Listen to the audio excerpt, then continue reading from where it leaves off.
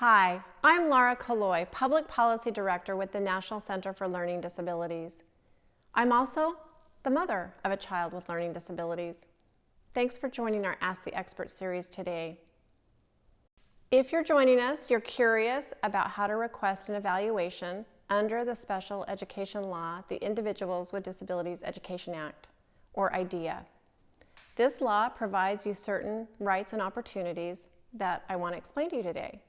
So first, schools are actually required to seek and identify students who may have disabilities, including learning disabilities. This is called child find. Second, you have the right to request this evaluation, especially if you've already been discussing with the school your child's learning challenges and you feel like something more formal needs to be done to support their learning. Third, you need to make the request in writing.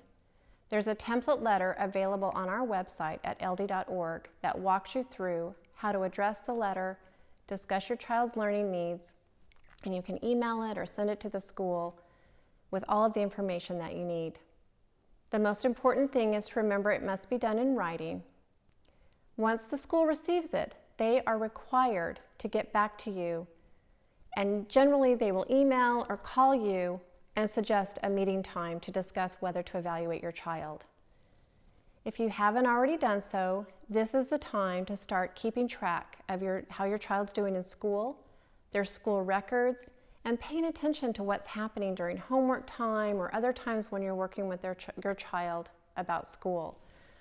If you haven't started organizing a binder, I suggest you do it now. You can organize it chronologically. You can organize it by subject. You can include information here so that you have everything you need related to your child and you can discuss what's happening with their learning. You bring this binder to the meeting, you put it down on the table, and this shows you want to have a serious discussion about advocating for your child's learning needs. In the meeting, you'll discuss what's happening. They'll bring their own information, and you need to be ready to talk about what you think the particular challenges are. They are required to make a decision, so what if they decide to go ahead and do it?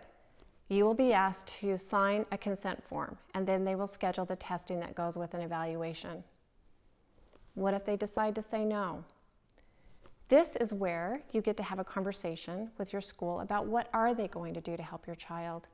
Ask them. What are the interventions and supports they're willing to provide? They may already be using something called response to intervention or another tiered intervention program. You need to ask them to give you in writing how this works, what the timeline is, what progress your child is expected to make, and when you'll hear back about what the results are. If you don't think your child's making the progress that you think they should be making, you need to request an evaluation again. At this point in the process, if they say no, you can also seek an independent evaluation, but you must pay for it. All of the information about requesting an evaluation and your different options are spelled out in our Parent's Guide to IDEA on our website. We go through the law chapter by chapter and help you learn the legal terms, to help you have a conversation with the school. We give you checklists and tools so that you can become the most effective advocate for your child. We don't want you to feel alone. Thank you for joining our Ask the Expert series today.